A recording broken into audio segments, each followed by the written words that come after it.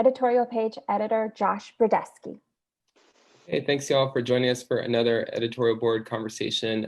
Today we're going to be speaking with a number of VIA Metropolitan Transit officials to talk about the funding situation for VIA and a discussion about the use of the city's 1/8 cent sales tax. So we're joined today, of course, by fellow editorial board members Gloria Padilla and Carrie Clack. We're also here with Jeff Arndt, and CEO of VIA, Ezra Johnson, who's on the board, Attili Malone, who's also on the board, and Hope Andrade, who's board president. And then it looks like John Gary Herrera, who handles public affairs for VIA, is also here. So I want to thank, we have a big group. I want to thank all of you for finding time to meet with us and discuss sort of the future for VIA at this pretty challenging time, and this ongoing discussion about 1/8 cent sales tax and how it could be used for transit, or maybe it won't be used for transit, and what that means. So Jeff, I'm just going to kick it off with a question for you. Mayor Ron Nirenberg recently announced, basically he shelved his Connect SA plan, put it on hold, and had made a pretty strong commitment toward addressing workforce development and poverty issues in San Antonio. What does that mean for VIA in terms of moving forward potentially without 1/8 cent sales tax and without the Connect SA plan in the immediate works? So if you don't mind, Josh, I would like to initially punt to my chair, so she could kind of introduce the topic, and then I'd be happy to run through what the impacts could be. Okay, so Hope, we'll hear it from you. Yeah, Josh, thank you so much to you and your team for giving us the opportunity to discuss the state of VIA, and also to all the listeners that have signed on. Thank you for your interest. Let me start off with a statement, and then I'm going to ask Ezra and Trustee Malone to just share a few words, and then we'll talk about the details of it, if you'll allow me. So, we're here on behalf of VIA, but most importantly, I want you to remember that we're here on behalf of our riders, especially those with disabilities who are at risk at losing their transportation service. And I'm proud to be part of a board that has unanimously agreed that we will not allow this to happen in our community. And also that we're not focused on thinking about where we want to be 5 or 10 years from now. We are laser focused on making sure that we will continue providing services to our most vulnerable population. If you think about it, they've already been negatively impacted, more so than others. And for them to start worrying about how they're going to get back to their work, or how they're going to attend a training program because they've lost their job, or even receive healthcare benefits, we just don't want to add to that. So, and as an employer, I'm an employer. I want to make sure that there's a public transit system available for all employees. So at this time, we are committed, and we believe that there's still an opportunity to continue discussions with the mayor on a new funding source, and to help him understand that we agree with the city's recovery priorities, but in order for those priorities to be successful, that VIA must be an essential part of the plan. It seems that transit is the blind spot of our city's recovery plan, and we just don't understand how you can talk about, and you've heard me say this, about economic mobility without basic mobility. And plus, I appreciate Gilbert Garcia's article this morning that very clearly stated that you cannot starve an already underfunded transit system. It definitely would be a sacrifice that we will greatly hurt this community. So I'm going to ask Ezra to say a few words, and then Trustee Malone, and then we'll get to answering your questions, okay?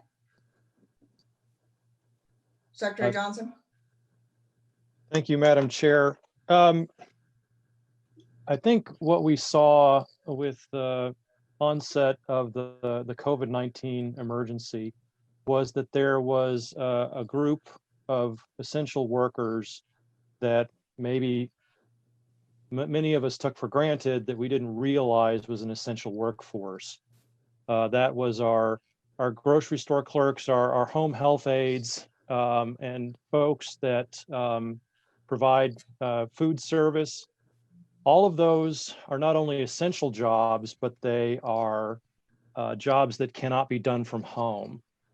And what VIA has seen is that during this crisis, we did not see a substantial decline in our ridership as was seen in many other localities, because in our community, we have always provided service to those who are most in need of transit. And it turns out that those who are most in need in transit are also those who are now considered essential workers, because those essential workers have, as I mentioned, have been taken for granted.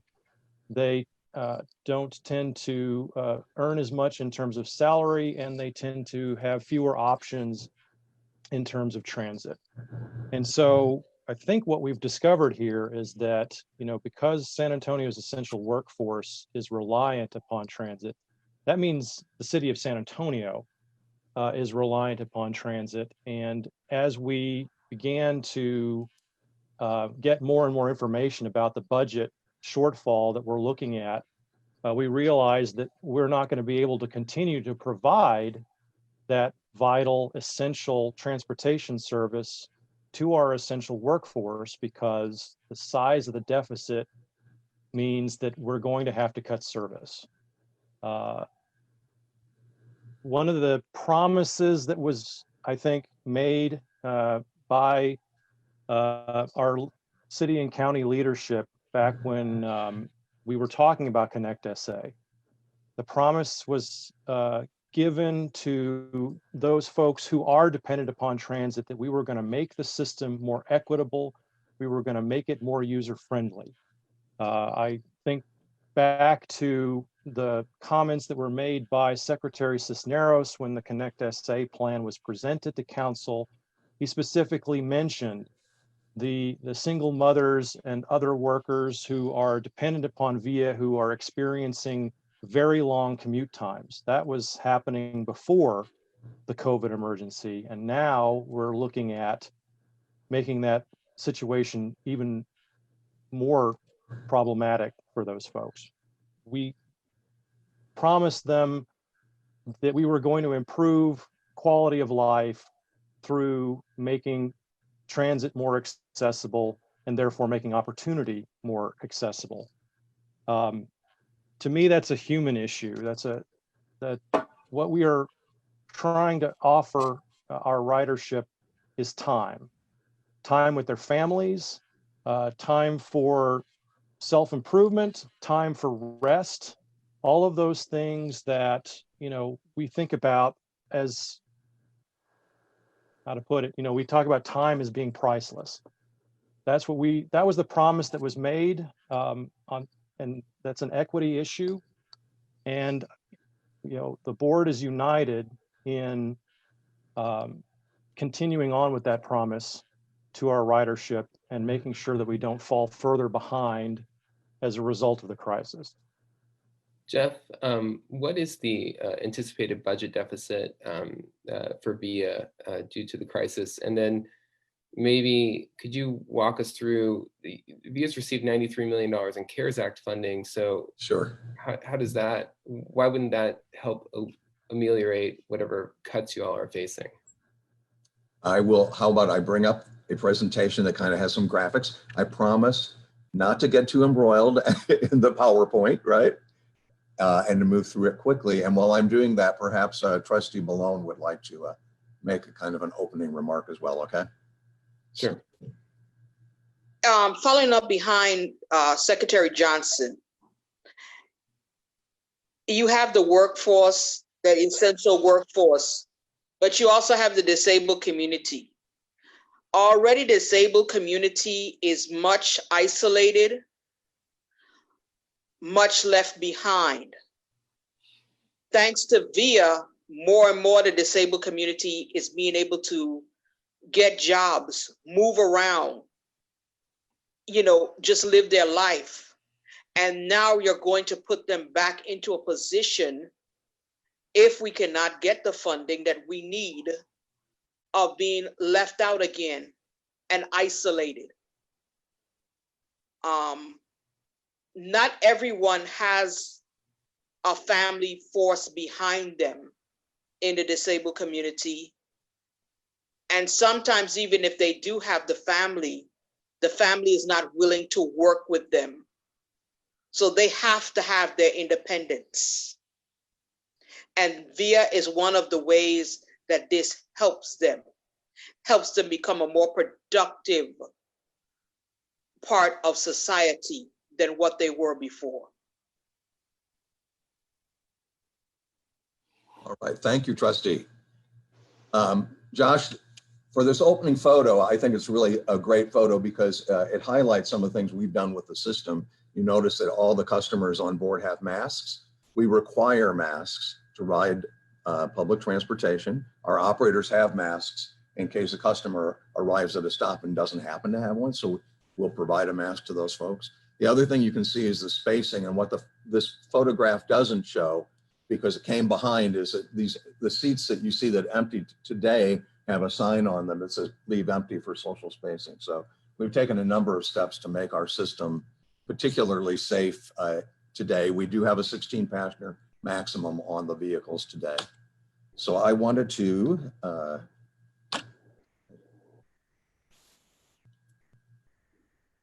all right, there we go.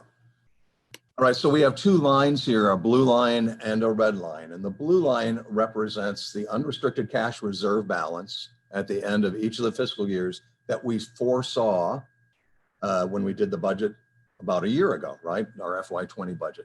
So the first thing you can see is that our unrestricted cash reserve, and that is, after we have used our revenues to pay for our services, pay for our capital plan, to put money in reserves. Like, for example, when we get a federal grant, we reserve the local share so we know we have it. That's the money that is left at the end of the day.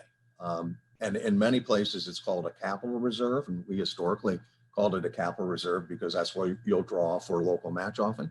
You can see that we are kind of, for the next 3 years, even before all of this, we were going to have a rather shallow unrestricted cash balance. And that's a reflection really of two things. First of all, as I said before, we've primarily used it for capital projects, and we've greatly accomplished our capital plan, building of transit centers, the opening of now 3 primo routes, 1,200 new bus shelters on the street. So we'd spent that plan down, and we had some remaining expenditures, bus fleet replacement, and then it would grow back up. That was where we thought we would be a year ago. Where it looks like we will be now is more like the red line. And so I will start, you'll notice that we are actually anticipate ending this year at a higher point than we thought we would. And that is a reflection of the $93 million in CARES Act. So the $93 million in CARES Act helps us afford to continue to run service, even though our primary sources of revenue, those being sales tax and passenger fares, have been and will continue to be hit by COVID-19. The sales tax projections were developed by a consulting firm out of Austin, TXP, and TXP is also generating projections for the city of San Antonio and the city of Austin. And so what happens over time, compared to where we thought we would be, is we end up $126 million in the hole, which of course we can't do. The other thing I will note is this red line assumes two things. It assumes that we get savings this year, and that's why we have the 29.3 savings this year through things like we froze all positions, open positions, other than operators and mechanics, because we have to have them to do our core service. We froze them in March, and we'll freeze them at least through the end of the year, and then look at what staffing will support moving forward. We will not be providing our salary folks a raise this year, so we've pulled that out. Number of other tweaks we've made. So we have this $126 million deficit, if you will. And when you see that, we reached two conclusions. One is that even if we got the additional funding that had been described for us in the past, that we could not afford to do the fee reimagine plan as we had laid it out. And the second thing is, if we don't get any additional funds, then not only will we not do reimagine, but we will have to throw the bus in reverse and make reductions in service that will definitely impact our most vulnerable population. And just to give you an order of magnitude of what that service reduction would look like, about 1 in 3 of our routes would have some kind of cut. 20 of our 96 routes would be flat out eliminated. And then we would have other routes that would be either consolidated, squeezed together, which creates longer walking distance for many people, or have pieces of the routes eliminated, or have the frequency move, say, from 30 minutes to 60 minutes. And of course, you know the story about frequency and when you get to 60 minutes. About 1,400 people, I'm sorry, so in the areas where we would completely eliminate service and there's no other alternative service, there's about 150,000 people in those areas that would no longer have access to transit within at least a reasonable walking distance. And then there's an additional 1,400 people who are currently riding Via Trans that would be affected because Via Trans is driven by fixed routes. Via Trans is offered where we run fixed route service. So as we reduce fixed route service and eliminate it in certain areas, then the Via Trans service goes with it too. And there's about 1,400 existing people that would be impacted by those changes. Most riders will see longer waits and longer trip times because, again, we're moving the system backwards. And perhaps most significantly to this discussion, about 40,000 jobs will no longer have any kind of access to transit. And when I say any kind of access, I mean that literally. That means there'll be 40,000 jobs that today have a transit route that is within a quarter mile, right? And tomorrow they will not have a transit route. So those people that are dependent upon public transportation, that's 40,000 jobs that they don't have access to. But that is a very, very high level discussion on access. And I'll tell you why, and I'm gonna first go over the average rider and then talk about job access. So when you look at our average rider, the household income of our ridership in total, 67% of our riders are below, have annual household incomes below 25,000, which is federal poverty level for a family of 4. If you take it down to federal poverty level for a single person, then we would be at 52%. So obviously the majority of our riders are at or below poverty level. 58% have no motor vehicle, and another 12%, 22%, yeah. Another 22% have only one vehicle. And that's meaningful because if you have 2 workers in your household, 1 vehicle, somebody is going to have another form of access. We heavily serve people of color, 61% Hispanic, which is kind of commensurate with the general population, but 20% of our ridership is African American, which is disproportionate compared to the population in Bexar County. 72% of our riders are employed. So I think that sometimes there's a myth that the people who are on the bus are not employed. No, 72% are employed. And in fact, on an average day, 60% of the people who ride the bus are using it to get to and from work. That number is high compared to industry numbers. But again, it's a reflection of the fact that we have a fairly anemic system that is primarily used only by people that don't have other options, or primarily, only by people who don't have other options. So in other systems, they have more what they call by choice riders. We do not have that in our system because we've not invested in those kinds of services. Most of our riders ride 1 weekend day a year. That's because many of them work weekends, right? And 81% have high school diplomas or GED. But most significantly, most of our riders cannot work at home. So as Secretary Johnson mentioned earlier, many of our riders during this time, and we are at about a 55% level for ridership, are essential workers. And then there's another large segment of people that use it to get to and from service type jobs that right now they're furloughed. For example, people that work in hotels, people that worked in restaurants. And so these are the kinds of jobs that people that ride transit have, the kinds of jobs that are very difficult to work from home. Now, I said before, I talk a little bit more about job access. So while there are a certain number, 40,000 jobs that will no longer have access, the other thing is that in our community, we took a look from 4 different areas about how many jobs could you get to on transit within a 45-minute period, 45-minute commute. And we use the 45-minute commute because if you have a car, you can get to between 80 and 100% of the jobs in Bexar County by car. So if you're in transit, what percentage of the jobs can you get to? And what we found was that 80 to 90% of the jobs in Bexar County are not accessible to people who ride public transportation within that 45-minute period. Now, many people take public transportation, choose to spend more than 45 minutes because they need to get to work. But again, there's that kind of what I would consider access inequity to the people that we serve. So as we said, via Reimagined, we are kind of backburnering. I think a lot of the concepts that were in via Reimagined were solid, but we don't have the money to do it, if nothing else. And so we're pivoting, if you will, to just focusing in on our core services. Now, when we say our core services, I want to differentiate because our core services we're defining as those that are in areas that have density and that have ridership. And we want to make sure that we preserve that lifeline for them. But that doesn't mean in the area outside the core, and I'm going to show you a map in a minute, that doesn't mean that the people that are riding in those areas are any better off. In fact, many times, if you think about it, those are the areas where we have hourly service, and people who ride hourly service only ride hourly service because that's what they need to do. And so even though the ridership may be light, the riders themselves are very indicative of the working poor.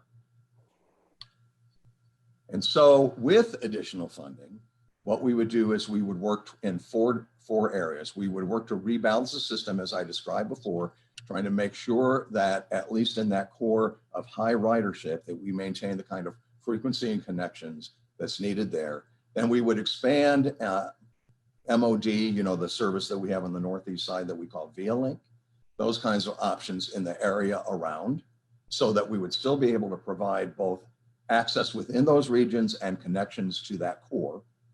We would prioritize our van pool program, which is kind of an unsung story of VIA, that we subsidize van pools. And we would invest in technology to connect all these things.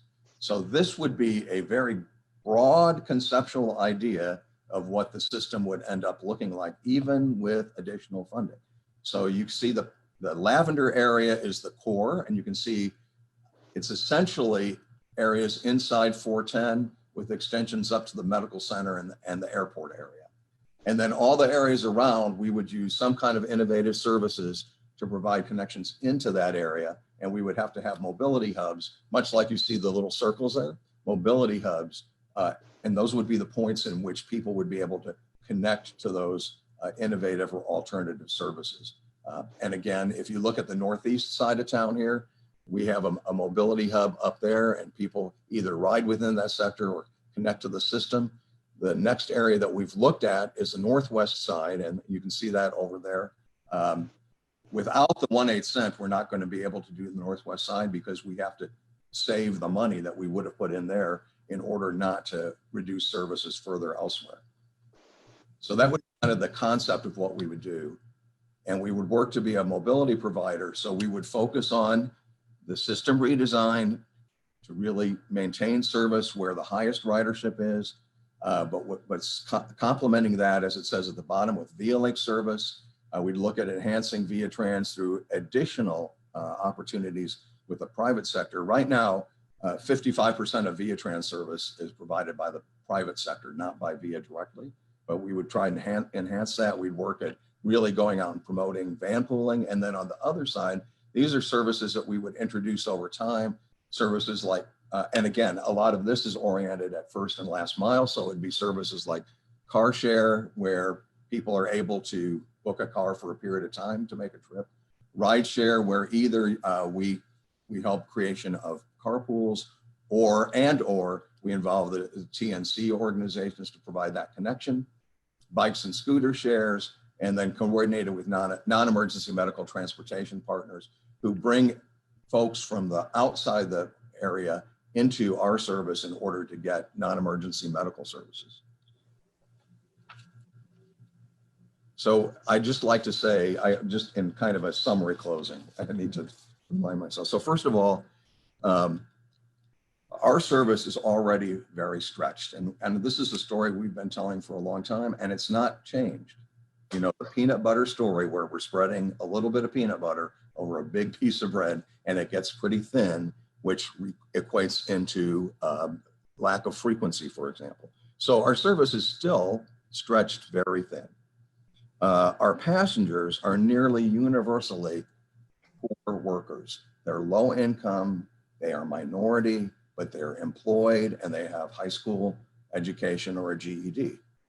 So anywhere within our system, nearly universally, those are the people that are impacted by whatever we do with our system.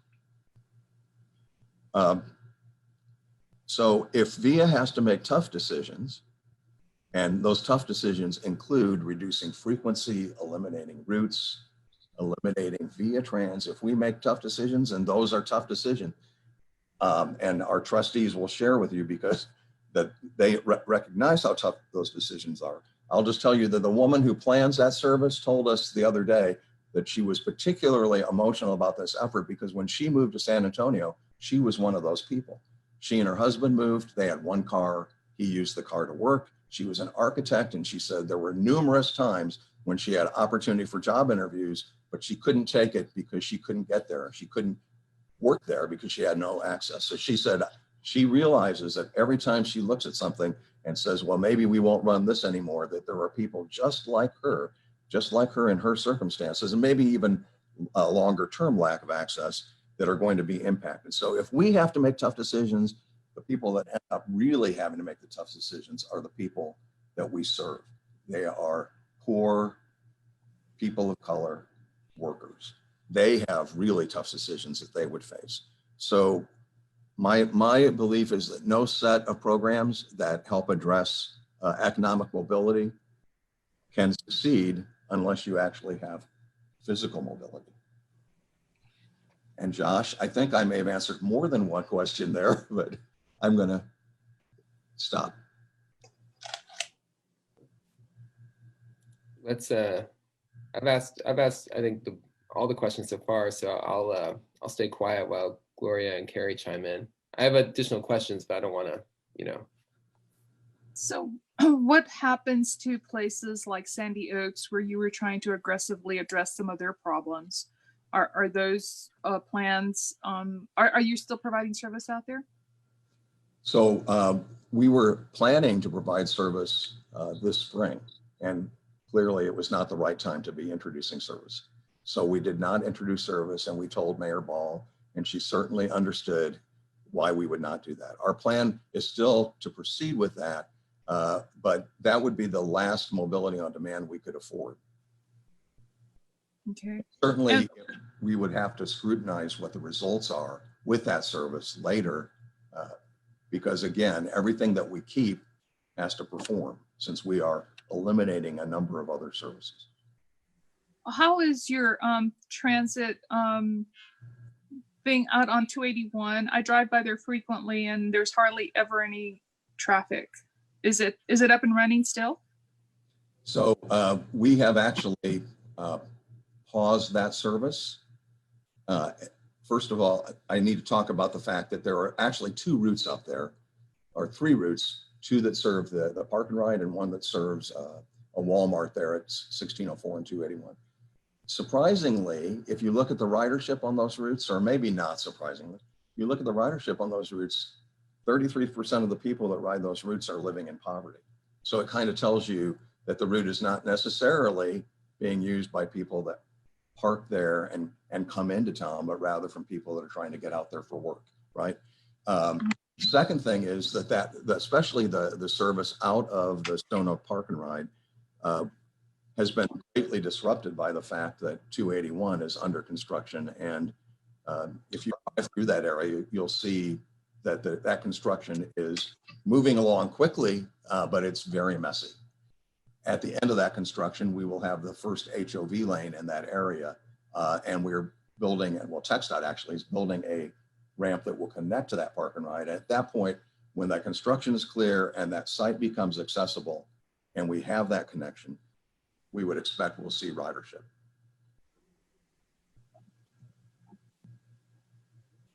Thank you. Thank you.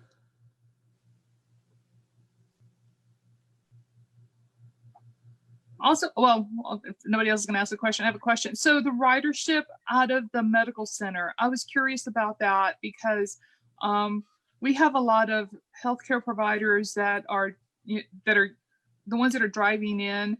They're coming home and they're changing their clothes in their garage. They're putting those clothes in the washing machine. Is there a hesitancy for people to ride the bus with healthcare providers that are boarding the bus? So we do have healthcare riders, and there's pictures of them out there waiting for the bus. I think it's going to be based on the individual circumstance. I would believe that folks that are concerned about walking in the house in their garb would probably be disinclined right now from riding the bus, only because that they would potentially be contaminating the seat or something that somebody else would be using. We do go through those buses several times during the day and wipe down those areas so that if there is anything left, that we minimize transmission. But I think that's very much an individual decision. There are a lot of people that work in healthcare that are not directly doing patient treatment.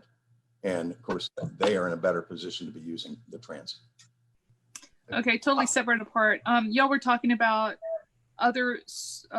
looking at the city for other sources of revenue. What else is out there that we could tap to fix some of these gaps? So the state legislature provided public transportation systems in major cities in Texas one mechanism to get funding, and that is sales tax. And they provided the opportunity for up to 1% sales tax. It's the only opportunity that is afforded us. So we don't have the right to property taxes, fees. We have one revenue source. And interestingly, in giving us that one revenue source, the corollary to that is, oh, and by the way, that is the funding. You should consider that our contribution, state contribution, giving you the opportunity. The state does not provide us any ongoing financial support at all.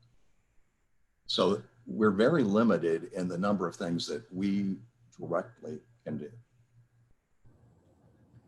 I have a couple of questions. I forgot to unmute myself last time. Jeff, two questions. One, what is a reasonable walking distance? 1/4 mile. That's 1/4 mile.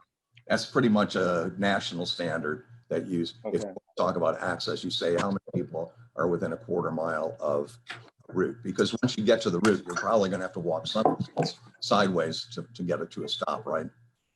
Yeah. And when we talk about cuts and translating it into longer waits, could you translate that specifically into, say, a hotel housekeeper who has to get to work at 8 o'clock? What does that mean with her schedule? There's a couple ways, because it's, people come from all over and use the system all over, correct? So it's first of all going to mean that the person's going to have more limited opportunity. So it may be that they have to get into work early, because the choices are you get into work 15 minutes early or 15 minutes late, right? Every half hour you run. So that's the first thing. The second thing is many of the people who access our system, and even the ones that work, let's say, at a downtown hotel, are making transfers. And that's where you really get the hit, because if you're transferring to a route that operates, well, today it's every half hour and it goes to every hour, then that suggests that your wait for that transfer, that's probably going to hit you even harder than the frequency along your own route. So you got both of those things in action there. Jeff. Hey, Carrie, go ahead, Trustee Malone. Jeff, if I can simplify it for him even further. Fantastic. I think he knows the East Side pretty good. Yes. If you are an employee working downtown in a hotel and you're coming from WW White and you have to take a bus that has now been put to an hour and you have to be to work for, let's say, 7 o'clock, you have to be on your bus stop at 5:45 in the morning. Okay? Yeah. And that's just with one bus. If you're coming from further out, Mhm. you have to leave at 5 just to be there by 7, which brings you in at 6:45, which takes away from you getting your children off to school or doing whatever else you have to do. Also, the quarter mile, that would be like walking from HEB on WW White down to the Church's Chicken that is on WW White Road. Yeah. And if it's and that's a major road to be walking on. And that luckily they have sidewalks. Some places doesn't even have sidewalks. Yeah, I have Excellent a example. similar example. A high school friend of mine lost access to his car, and he lives in the middle of town, but his job is out on the west side. And so I'm seeing, Facebook posts from him where, because, the service out there is running less frequently, if the bus isn't exactly on time and he misses his connection, he, is facing another hour wait. So some days his commute is 90 minutes. And when he had his car, it was less than 30. So that's the kind of real world examples where, when we don't have the frequency and the access to jobs, that means folks are, to be absolutely sure they're going to be on time, as Trustee Malone said, they've got to be there at 5 a.m. just to be at work, to make sure that in case, something's late and they miss their first connection, that they can catch the next one and still be on time. If I can add, Josh, to add to some of the questions that have been asked on underfunding, think about it. We're talking about the challenges that our riders have right now with our current service. Think how it's going to affect us if we have to do service reductions. It's going to make a much bigger impact on our current riders. But, on the 1/8 cent, let's get back to that. The reason that we are considering it is because that was what was offered to us when we were working on the Connect SA plan. And we spent 2.5 years working on that. And we looked for every funding source that we could find, and there was none. So that's why we pursued this. And we were excited when the mayor and the judge felt like this was a path for us. So I think that, and I don't want to confuse the public. So I want to make sure that we understand, that everyone understands that Connect SA is on the shelf. Okay. That was a grandiose plan when our economy was booming and everything was just going in a positive manner. Today, with post-pandemic, we're working on just providing a service for those that have been greatly affected and making sure that they feel safe in riding our buses. We're preparing a public transit system for the new norm of tomorrow. Funding sources, if it was good for a new system, it should be even more important for providing the service for the most vulnerable population, for providing a service that will help with all the recovery priorities that are being set out there. How can you say that we're going to get people back to work if you don't have a public transit system? How can you say we're going to send them to get retrained because they need a new job if they can't get to the technical school? How can you say we want them to be healthy if you can't get them to the doctor? This is a community problem. We may not use, some people say, well, I don't use public transit, but we're public transit reliant. And in order for this community to move forward, we need to find a funding source. The board, the last time I checked, I serve as chair of the VIA Board of Trustees, and I will follow the will. And the unanimous feeling, and we're going to discuss this at the work session next Tuesday, where we've invited the mayor and the judge to come and visit with us. And then we will take action at the end of the month. But the consensus of the board is that we need to secure a funding source. We are not going to wake up years from now and say, oh my God, we passed up on this opportunity and now look at our public transit system. We're just not going to do that. So the community should be proud of its board because it is committed to making sure that we do not reduce service. We do not eliminate service. and that we provide the transit system that's needed. So that's where we're at. Are we going there in November?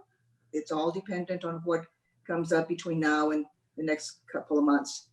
Do we still want to sit at the table? Look, I've been one that believes strongly that we can find a solution as long as we're all willing to be at the table and find common ground. And I'm not going to lose that. But at the end of the day, I will follow whatever the board decides to do. I have a handful of questions, if y'all will indulge me.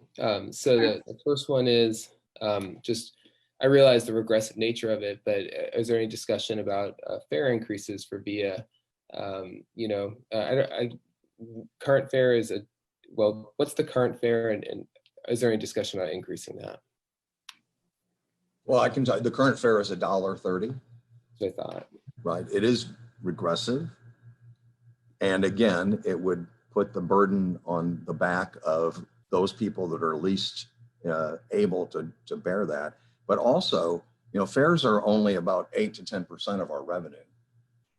So the amount of money that a fare increase would generate, unless it was onerous, and we doubled the fare, unless it was onerous, and a doubling of the fare would likely significantly reduce ridership, by the way, it would be a relatively small amount of money. Sure. It'd be no, I see your point. My other question, well, I have three of them. So the next question would be, is there any discussion about maybe, as city officials look at potentially using a 1/8 cent sales tax for workforce redevelopment and retraining, is there any discussion about blending transit into that formula, so to speak, so that, sometimes maybe a person who enrolls in workforce training also is subsidized to take the bus, right? Or if they need that, or is there any way to kind of blend that conversation so that transit and workforce are melded together in the use of the sales tax? Jeff, do you want to tell them about what we already do?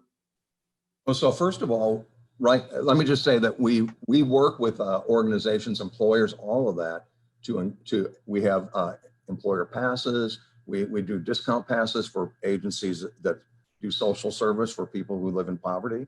We right now have a special pass out there for the next 3 months. If you are unemployed and you bring your proof of unemployment, filed unemployment benefits, that we will provide you a 31-day pass free.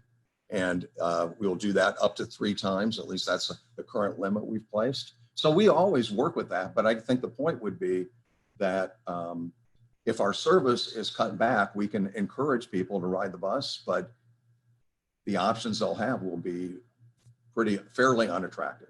And then when they get a job, and those jobs are going to be spread throughout the area, right? Everybody may go one place for training, but after training, they're going to be all over the place. They will face the same challenges of getting to those jobs. And Josh, let me say that, we are a part of that program. However, if we need to be at the table, we haven't been at the table discussing these recovery priorities. If we're at the table, of course, we're going to be part of the team. So we need to be invited to the table so that we can discuss. You asked. Uh-oh, lost hope. Oh, no, we don't want to be hopeless. We don't lose hope, but hope comes back to us. Never lose. Yeah, and to piggyback while we're waiting for Hope to come back, I think to piggyback on that point, there she is.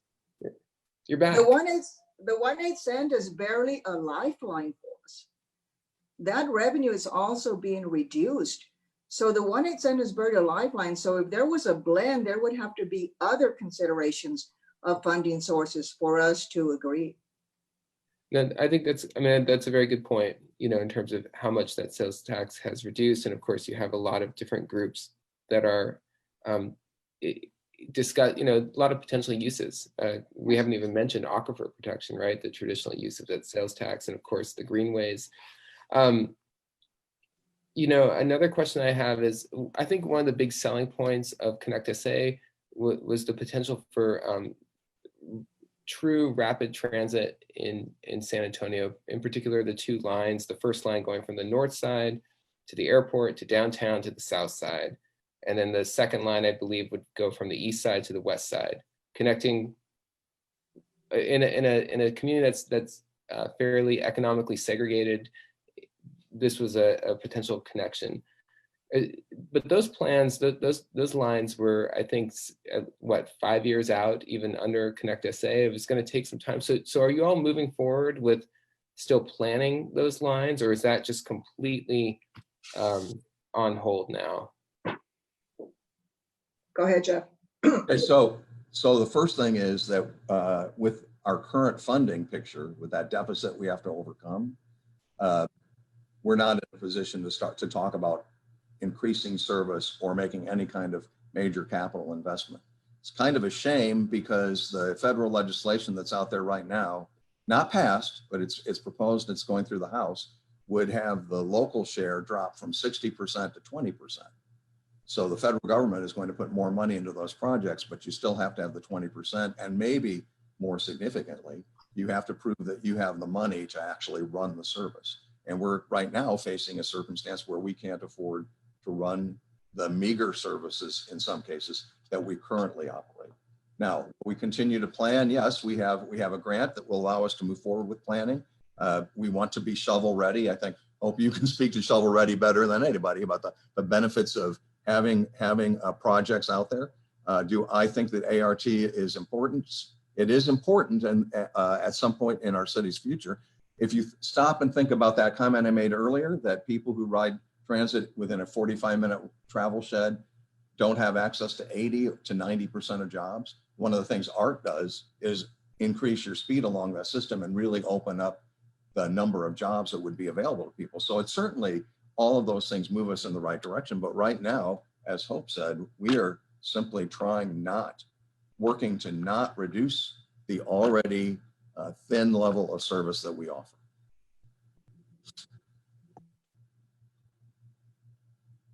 I think another point that I'd like to try to make about the essential nature of transportation and how it, I think, dovetails not only with the priorities that have been outlined by the mayor, but the priorities that the mayor identified prior to COVID-19.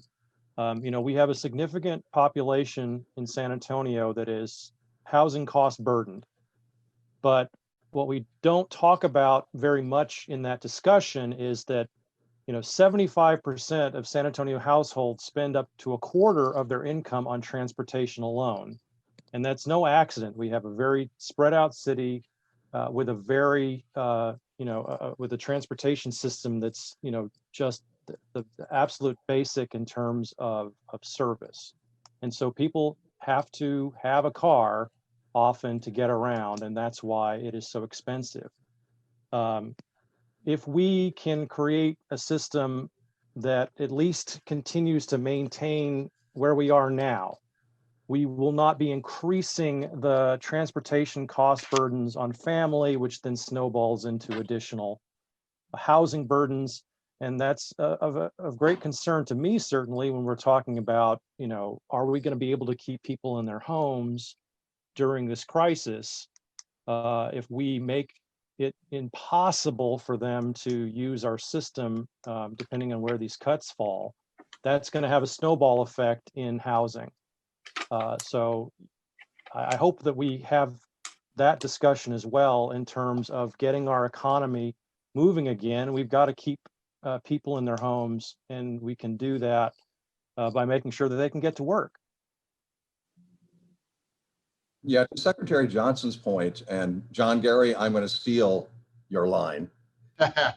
If you think about the picture of all the cars lined up at the food bank, spread across the nation, the fact is that all those people and all those cars were supporting the price of owning and operating a vehicle, and were giving up to some extent their ability to feed their families. Now, we were providing service to the food bank. We were supporting service to the food bank to transport groceries to people who couldn't get out and didn't have a car. But you just saw all those cars, and you think in terms of all those people that had to have a car in order to get food. But because they had a car, they really needed to get the food. And John Gary, you probably want to correct me. No, that was right on. And I wanted to also add a compounding issue here. And Carrie, to use your example about a downtown business, needing workers, it's also a downtown business has limited scope of how they can attract workers. If the scope of attracting a worker is going to be on transit, they're only going to attract those that are near downtown. They're not going to attract folks outside of downtown or outside of 410 to come in and spend 90 minutes to an hour and a half to get to their job. So it's a strain on the economy side of things for attracting a workforce to a job that a business has. And using your example, a downtown business has that struggle. And Josh, if I can ask Jeff to comment, I believe that the Austin Capital Metro is taking to their voters a plan to authorize a new source of revenue for them. Houston collects the full penny also, and they've done very well. And it's very hard for me to believe, as one that has represented the state and traveled throughout the state, of how well other communities do on their public transit. And we, on the other hand, have been underfunded since the inception and remain in that position 50 years later or 40 years later. So Jeff, can you just briefly talk about Capital Metro's effort?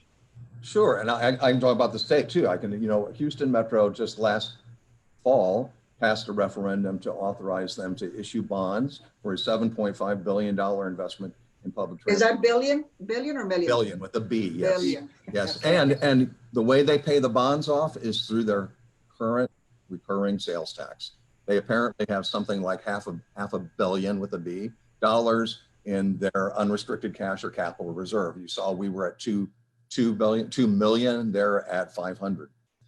So that's Houston. Capital Metro and the city of Austin actually right now are meeting in a joint session to review the plans for transit investment in the city of Austin.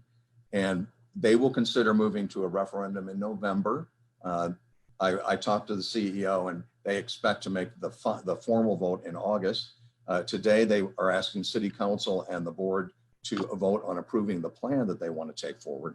And that funding, interestingly enough, would be driven by property tax. Now, the city of Austin would be the entity that collected the tax, but those dollars would go to supporting transit improvement. And then if I go outside the state just briefly, in May, so just last month in the middle of the pandemic, the Cincinnati passed a transit referendum to fund 0.8% to support public transportation after something like 5 previous failed votes. So even in the middle of the pandemic, they invested in their public transportation system. I guess in regards to what's happening in Austin, I mean, I could see a lot of resistance to increasing property taxes at any time, but especially at this economic moment. But is that an idea that you all have broached with the city or are exploring? No, we would not support increasing the property tax. But the point we're trying to make is that other cities invest in their public transit because they put a value on how important it is for their community. Right. So, I mean, in terms of increased investment, you are specifically focused, limited to trying to secure the 1/8 cent sales tax. No other. At this time, that's our only option. But we're open and to continue those discussions. But a decision needs to be made quickly because the board expects that we will take action soon. We're just not going to sit back and wait. It's our responsibility to do something about it. By action, you mean potential cuts to service? We're not going to go there. First, we're going to look under every rock to find funding source. We've identified one, but that's all dependent on what is decided in the next couple of weeks. You've identified one source being the 1/8 cent sales tax, right? Yes. But Josh, I would add that without that funding, you saw the, kind of the array of what we would have to do as service. We would need to do that fairly quickly because operating costs are recurring. And so it's kind of like you can say, if you start saving for your retirement in your 20s, it's a lot less painful than if you wait until your 50s, right? And that's how we would be within a 5-year period. We will not have to cut as deep if we do it pretty early in that period, as opposed to later in the period where we have to make much deeper cuts to recover that money. So that's a priority to us. But Josh, keep in mind that our invitation to the mayor and to the judge is that we remain open to hearing from them. So please note that, you know, we're a community that must continue to work together. Right. I don't know about Carrie and Gloria. I think most of my questions have been answered. Carrie, Gloria, do you have other questions? Totally unrelated to that current conversation, but how many suburbs are not part of VIA? Half a dozen probably. I can get that number more specific for you. So, for some reason right now, I'm thinking 11, Gloria, but we'll confirm that number that are not part of the system. Correct. Yeah. Right, okay. I was just curious. Thank you. Josh, if I can clear one thing up that I thought about after I said about the 1/8 census. I don't know that the proper thing is when we say we're going after it. I think the more appropriate would be we're getting it back, because that's how the legislature formed this. Is that was an option that we would have for public transit. We're just taking it back. We're bringing it back home. Well, I think I appreciate that. I mean, but obviously, you know, there's wide-ranging debate about how to apply that 1/8 cent sales tax, right? So, I mean, you all are in the discussion, but like I alluded to earlier, there's Edwards Aquifer protection, and then of course there's this ongoing development discussion about workforce redevelopment, you know, and workforce retraining, and you know, thinking more about that food bank, you know, the Traders Village food bank distribution in particular, where we saw 10,000 vehicles representing 10,000 households, of course. You know, those were people in cars and trucks, and they weren't necessarily VIA riders. Now they might end up going through repossessions and needing to rely on VIA, right? But you know, I think there's an argument that could be made that investing in those workers to gain new skills and to continue, you know, they had mobility without VIA at that moment, I guess is. And I'm not, you know, that is not my role to discuss the other causes, because they're all important for our community. Yeah. My only responsibility is to ensure that VIA has funding, because I do believe that those priorities will not be successful without public transit. Ours is more long-term. Right now, ours is the other, I believe it's more kind of short-term, where you're trying to do for those that are unemployed and feed those that don't have food, and which are all causes that are dear to my heart and very important for our community. But we're thinking of the long-term, how this is going to affect that. So thank you very much for your time. We greatly appreciate it, especially to all the listeners. We're just trying to do the best we can for the VIA Metropolitan Transit Authority and our riders. Well, we appreciate you all meeting with us, and you know, I think we'd welcome an op-ed from probably, you know, co-authored by Jeff and Hope. But I mean, it's up to you all. But we'd welcome an op-ed, you know, following up on this discussion and you know, the funding situation for VIA and why you all view this 1/8 cent sales tax is so crucial. Ezra, I know you've submitted an op-ed, but probably a follow-up one as well. We certainly will do that. Okay, thanks to everyone. Thank you very much. Bye. Thank you. Thank you.